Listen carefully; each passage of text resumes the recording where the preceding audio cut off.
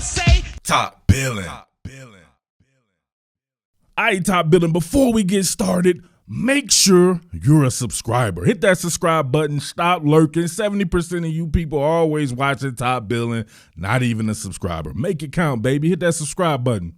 Also, make sure you share this bad boy on social media and message boards. Tell them Top Billin is where it's at. We doing it big here, all right? Now listen.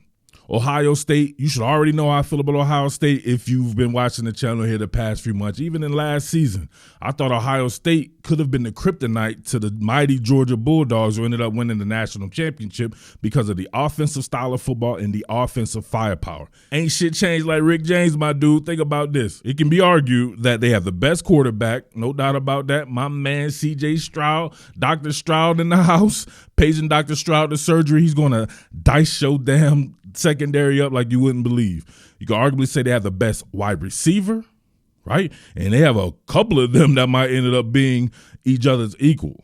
Think about that. But mine Jigba, Jackson Smith and Jigba, that dude is the absolute truth, running out of the slot of all places. And of course, Travion Henderson from the Commonwealth should have been a Hokie, but I digress. My man out there could possibly be the best running back in all of football.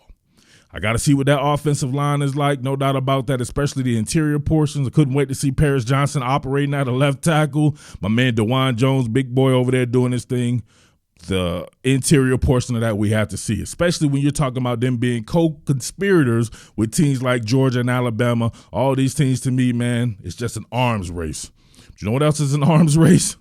This man going against Jack Sawyer here. Paris Johnson going against Jack Sawyer. I want you to check this out. Oh, come on, man. Your true sophomore edge player doing it like that. Come on, adding to his game right here. You can see Paris getting out in his kick step phase, right? It's an even exchange situation right here. You really don't know what Sawyer's going to do, but boom, spins on him like a dreidel. Paris Johnson scared to death, scared to look. He shook because ain't no such thing as halfway crooks. Now look at that. And he having to hold his pockets. Out there in the yard, when you have to hold another man's pockets, it's not going to go well for you later on that night, if you know what I mean. But my man right there, that is a stone cold sack, even if it wasn't a spring game. Picture that. Yeah, man, doing it like that, this shit is hard. Oh! Jack Sawyer, man, is about to explode on them boys. I got to see what that defense is like. It's Ohio State's kryptonite, which is funny to say for the Buckeyes, but there are some guys who absolutely flashed to me. Jack Sawyer was flashing out there. As a matter of fact, check this guy out who flashed. Say it with me, y'all. Hancock. My guy Jordan Hancock was out there balling, and he was balling at the right time. Check this out right here. Oh, Dr. Stroud going through his progressions, chaining through his progressions and everything like that, coming back on his tertiary field side, and look who flashes, and boom, making a play on the ball. I noticed that about Coach Knowles' defense. Definitely a lot of zone being played out there, but a nice mix of zone and man. Definitely giving giving the offense a ton of looks out there. And of course, man, that's the Ohio State way. But sometimes, man, it's just about those players. You can scheme up all you want. People can play with 50 million different schemes. It's about the Jimmies and the Joes, man. I'm telling you right now. And Ohio State does have some talent on the defensive side of the ball. I can't say the talent is like it was in years past where you have tried and true number one first-round draft pick types out there as far as the secondary goes. But I can see it all coming together for these guys, especially with an offense like that. But check out my man Hancock. I love this play right here. Hancock. Out there, you can see how they flexed out, bowed out, right? So running coverage across the board, Stroud chaining through his progressions like some goofball dude that told me he wasn't doing back in the day. Clearly training through his progressions right here. Comes to the check, and look who's there. Hancock. The man's a superhero out there, man. One more time. This is what you do. Get your head on the outside. You got a guy like Mayan Williams who is a complete beast in his own right there, not even giving him a chance to breathe. Head on the outside, wrap and roll. That's how you do it right there. Tackling somebody twice your size. Hancock. All right, I kid, but think about it. It is a spring game. So if somebody's having success, it's against someone on their own team. So Paris Johnson right here, he looked a little shaky to me. So we don't know exactly how good Jack Sawyer will be. From my trained eye, I believe Jack Sawyer will be very good. However, there is some chinks in the armor right here with my man Paris Johnson, at least on some of these reps. You can see him get out, and you see the short strokes there, pause, right? He's getting out, not covering that much distance. Even though Jack Sawyer is damn near pressed out to the nines, he puts himself in position to easily get beat on the outside, starts favoring the inside. Then he just makes it real easy. Look at him. He's stiffened up, right? He's in twerk mode damn near, right, with his knees all stiff, right? You see him heavy-legged waist bender, right? That old saying right there. My man's bending at the waist. Got to bend those knees, man. But Sawyer actually breaks it to the outside. And from there, man, it's FEMA mode. He's in recovery. That's a hold. But even with that being a hold, Sawyer shrugs through it and presses my man Stroud off his spot there. One more again. Look at this. Not good right there. He's got to be able to get a little bit more depth in his kick step phase and be reactionary enough to be fluid to work on the inside. It looks like he has a little bit of help, right, if it were coming, just for the simple fact of how close the left guard is there to be able to shoot it to the inside. Didn't want to get beat to the inside for some odd reason, but gives up the outside pretty easily. I don't know. Oh, was this a potential screen pass? I don't think so. The way they played this right here, you can see Evan Pryor here leaking out. Maybe that's the dump off pattern of that, but no, I don't think it was a screen pass right there. Nah, Johnson just getting that prison loving, baby. Damn. All right, the main event, baby. I got to come to my man, Dr. Stroud. It's the only reason really I wanted to even do this particular content item. Love me some Dr. Stroud. You can see here Ryan Day. I'll get to a series here in a second that I really like from them. But you can see the different split flow action here. You got G. Scott coming on the crosser. I just wanted to show this pinpoint accuracy. It's like a Mecca Ibuka right here on the stop route. But, man, you talk about putting it through a virgin hole. Check this. Oh, that's some rare form right there. That man is in midseason form in the spring game. Point and shoot foot. Oh, maybe you can say he should have went somewhere else with it. Obviously, it's 3rd and 7. You can see Ohio State playing a ton of zone on 3rd and 7, and it was actually working. But if you can see right here, he's definitely chaining through his progressions. You see him come back front side, or go front side, come back side right here, just enough to keep Hickman off. And does Hickman actually touch this? I don't think so. But look at the virgin hole he put that thing through. Oh, right to G. Scott. And G. Scott, man, I'm telling you, getting that cat out there on the inside, whether you want to call him an inside receiver or a flex tight end or keeping him right detached or keeping him attached to the line of scrimmage, he can be hell on wheels. Looked like they were targeting the tight end a little bit more as well. Definitely like to see that. Look at the development of this play right here. The under center series, absolutely love it with C.J. Stroud. I think he's perfect for it. And it will take the guesswork out for the NFL to wonder if he can play under center, because he obviously can play under center, and they're doing NFL concepts with it. So you have the back-to-the-basket play-action fake with a rollout. So Mayan Williams takes some guys with him this way, but you can see how it comes out right here. You got your tight end coming. He's your first wave right here. You're going to see this levels concept going on. You're going to have, I want to say it may be a Mecca on this side right here. That's your second level. And then you'll have a corner route right here. It's your third level. And then I believe Marvin Harrison here, he's getting upfield. So you can see the 4-level concept there. And you see Mayan Williams with this hard play action fake where you can get downhill. I want you to check it out. So you see that right there? You see all the attention went there on this play action fake because all of the linemen as well went there. So then you get nothing but air, space, and opportunity here with the rest of this. And Stroud can throw well on the run, hits the second level. Nasty. I love that particular setup right there. Back to the basket, play action fake. You got to respect it because it's Ohio State and they're going to be able to run the ball with the best of them there.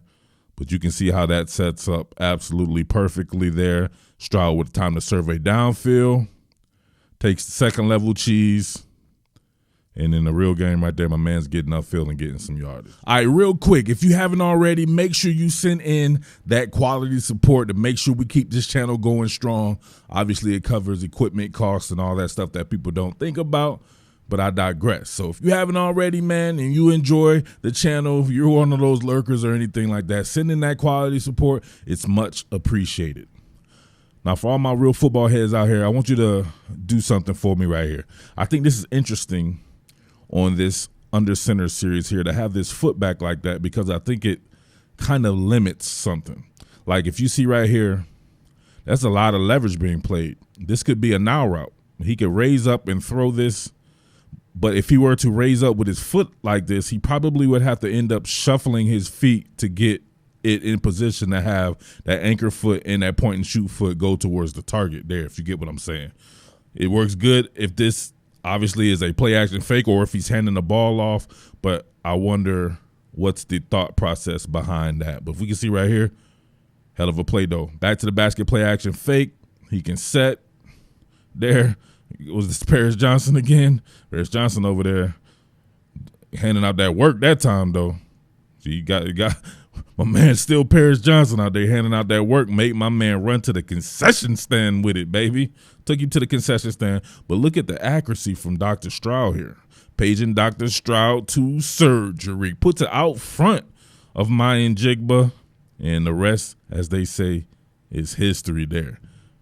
But let me know what you think about that leg being backwards like that. If that's a now route, he steps back. Maybe he can sling it over there.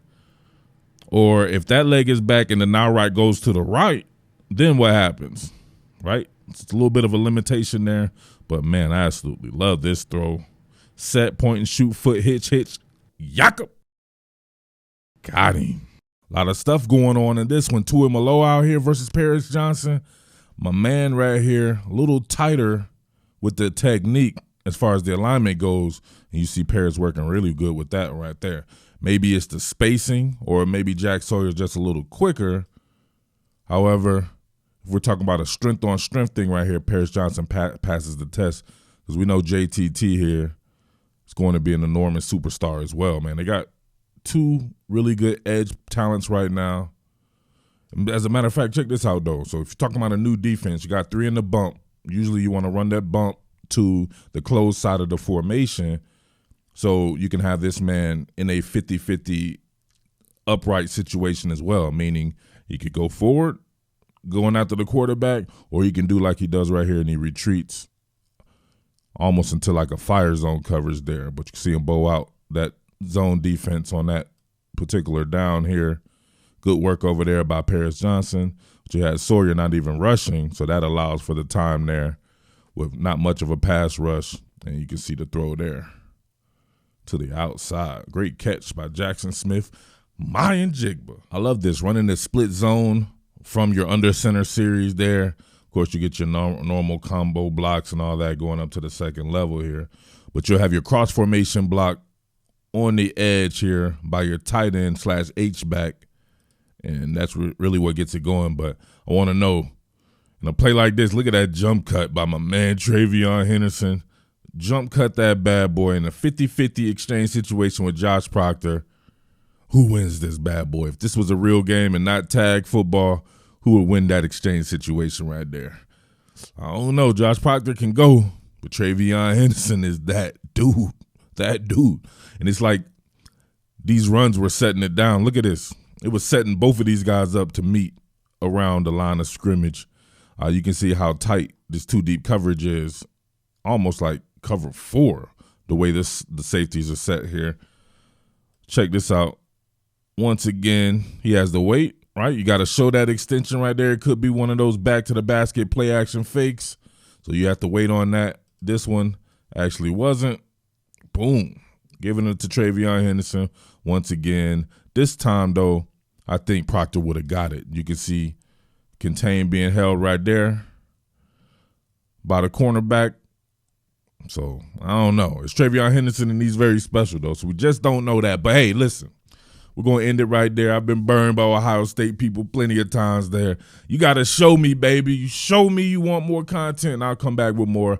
I have some other stuff that I want to discuss in this particular game, like this freak monster right here, my boy Steel Chambers. Steel Chambers is going to kill it this year. Where's Zach Harrison?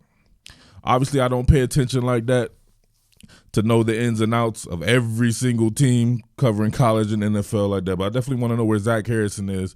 He's been a bit of a disappointment to me. I thought he was going to absolutely destroy college football, so I've been wrong on that end thus far. But hey, you never know how someone can put it all together in 1 year, just like an Aiden Hutchinson or a David Ajabo did. So this could be Zach Harrison's year, but I know they have a ton of talent at the edge.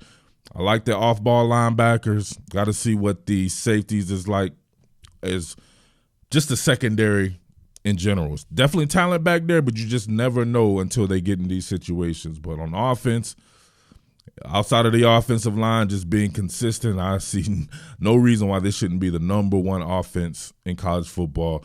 Big shout-outs to my Terps, though. If we're talking about just offensive football, my Maryland Terrapins out there, baby. Don't sleep on it, baby. Maryland, stand up. The DMV, stand up.